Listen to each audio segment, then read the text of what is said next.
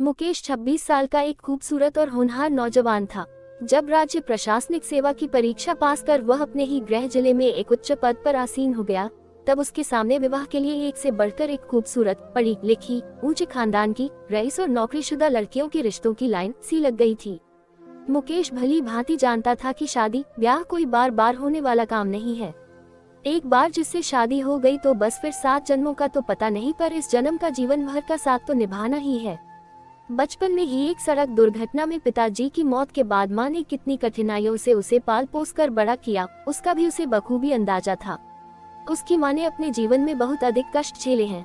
अब जबकि वह सक्षम है तो अपनी माँ को अधिक से अधिक आराम और सुख पहुँचाना चाहता था। इस कारण भी अपनी शादी के लिए लड़की के चयन में वह अतिरिक्त सावधानी बरत रहा था। उधर जिन लोगों ने उसके पिताजी की असामयिक मौत के बाद उनकी तरफ एक बार झांक कर भी नहीं देखा था, वे लोग आए दिन किसी न किसी लड़की की सिफारिश लेकर आ धमकते। काफी सोच विचार कर वह अपनी माँ और मामा जी की पसंद पर अपने लिए ममता को चुन लिया। ममता एक पढ़ी लिखी और खूबसूरत लड़की थी, जिसके माता पिता की बहुत पहले एक सड़क दुर्घटना में मौत हो गई थी। उसका पालन पोषण उसके चाचा चाची ने बड़े ही लाड प्यार से किया था। ममता उसी शहर में स्थित एक सरकारी विद्यालय में शिक्षिका थी, जहां पर मुकेश की पोस्टिंग थी। रिश्ता तय होने के बाद उन दोनों की आमने सामने 1-2 बार ही मुलाकात हो सकी थी।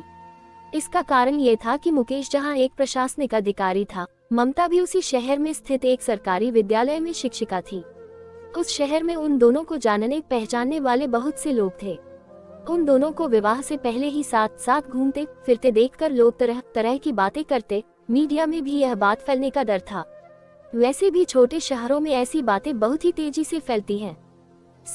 वे दोनों इन सब से बचने के लिहाज से आमने सामने कम ही मिलते, पर रात को फुर्सत मिलते ही मोबाइल पर घंटों बतियाते रहते। कुल मिलाकर उनका रिश्ता तय होने और शादी के बीच की 3 माह की अवधि में वे दोनों मोबाइल पर ही इतनी सारी बातें कर लिए कि अब उन्हें लगता ही नहीं था कि वे 3 माह पहले वे एक दूसरे से एकदम अपरिचित थे। समय अपनी रफ्तार से निकलता गया। ममता और मुकेश दोनों के पिताजी नहीं थे, इस कारण वे आशंकित थे, परंतु ईश्वरीय कृपा से बहुत ही धूमधाम से उन दोनों की शादी यथासमय संपन्न हो गई। और अब आ गया सुहागरात। सुहागरात कितनी मिठास है इस शब्द में। हर युवक युवती इस खूबसूरत पल का सालों इंतजार करते हैं। इसके लिए वे कई प्रकार सपने बुनते हैं। आज जब उसकी सुहागरात है तो पता नहीं क्यों समय के साथ साथ उसकी घबराहट भी बढ़ती ही जा रही थी। वैसे रिश्ता तय होने के बाद वह लगभग रोज ही ममता से घंटों बात कर लेता, पर यूं आमने सामने वह भी एक ही कमरे में पता नहीं कैसे वह सिचुएशन को हैंडल करेगा। इसी उधेड़बुन में अंततः वह समय भी आ गया जब उसकी चचेरी और ममेरी भाभीियों ने उसे उस कमरे में पहुंचा दिया जहां पर दुल्हन के वेश में उसके सपनों की रानी ममता उसका इंतजार कर रही थी। ऐसा नहीं है कि वह इस कमरे में आज पहली बार आया था, वह तो यही पला बड़ा था, पर आज उसकी भाभीियों ने उसे सुहाग कक्ष के रूप में दुल्हन की तरह सजा दिया था। उस पर खूबसूरत बेड पर उसकी दुल्हन ममता बैठी उसका इंतजार कर रही थी। सच, ममता आज नई दुल्हन के वेश में बहुत ही खूबसूरत लग रही थी, बिल्कुल परीलोक की राजकुमारी जैसी। किताबों और फिल्मों के माध्यम से प्राप्त जानकारी के मुताबिक मुंह दिखाई की औपचारिक रस्म अदायगी और हीरे की अंगूठी उपहार में देने के बाद मुकेश बोला, ममता, आज मुझे पहली बार ये एहसास हो रहा है कि मोबाइल पर बातें करना कितना आसान होता है। पता नहीं क्यों आज मुझे तो खुद पर तरस भी आ रहा है। कितना बड़ा बेवकूफ हूँ न मैं। ऐसा क्यों कह रहे हैं जी आप जैसे भी हैं बहुत ही अच्छे हैं। वह शर्माते हुए बोली, हाँ, तुम भी तो भारतीय नारी जो ठहरी, अब तो ऐसा बोलना ही पड़ेगा न। वह बोला, नहीं जी, ऐसी तो कोई बात नहीं है, पर आज आप ऐसा क्यों कह रहे हैं। वह शर्माते हुए पूछी, अरे भाई, तुम कितनी खूबसूरत लड़की हो, तुमसे तो मुझे प्यार मोहब्बत की बातें करनी थी, पर मैं ठहरा एक किताबी कीड़ा।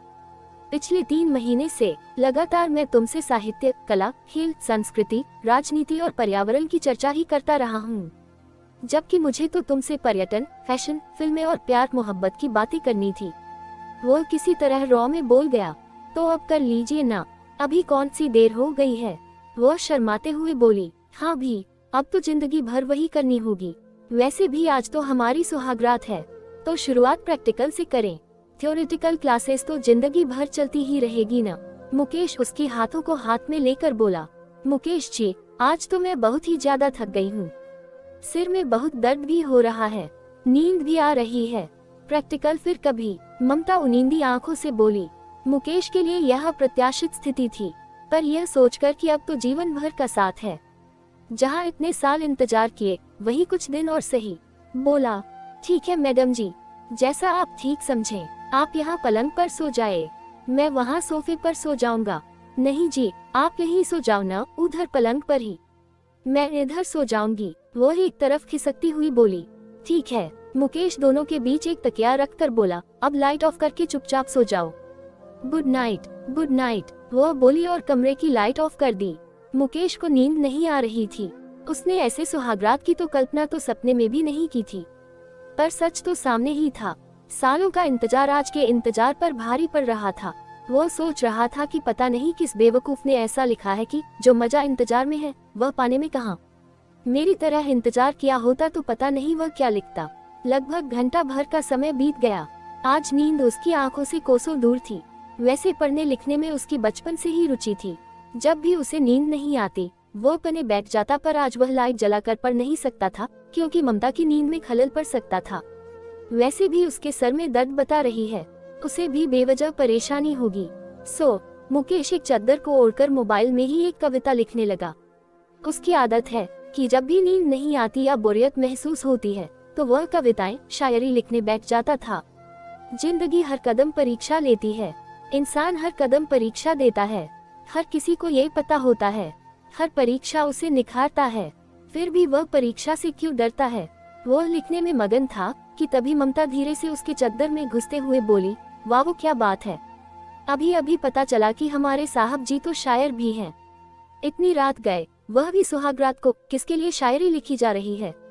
चौंक पड़ा था वह। बोला, अरे ममता, तुम अभी तक सोई नहीं हो क्या, या फिर एक झपकी मार चुकी हो। नींद नहीं आ रही है मुझे। किससे चैटिंग हो रही है आपकी, जरा हमें भी तो पता चले। वह शरारत से बोली, अब तक तो जिससे चैटिंग होती थी वह कर नहीं सकता। वह बोला, क्यों, मैं आपको कभी किसी से चैटिंग के लिए मना नहीं करूंगी। ममता बोली, अरे यार, बाजू में सो रहे इंसान से भला कोई कैसे चैटिंग कर सकता है। मुकेश बोला, सही कह रहे हैं जी आप, पर प्यार मोहब्बत की प्रैक्टिकल क्लास तो शुरू कर ही सकते हैं। दरअसल मैं परखना चाह रही थी कि आपको मेरी इच्छा नाइच्छा की कितनी परवाह है। वो मुकेश की बाहों में समाते हुए बोली, तो इस परीक्षा का रिजल्ट कैसा रहा। मुकेश की पकड़ मजबूत होती जा रही थी। फर्स्ट क्लास फर्स्ट, बधाई हो साहब जी, आपको 100 में 100 अंक मिले हैं। वो मुकेश के गालों में चुंबन की झड़ी लगाते हुए बोली।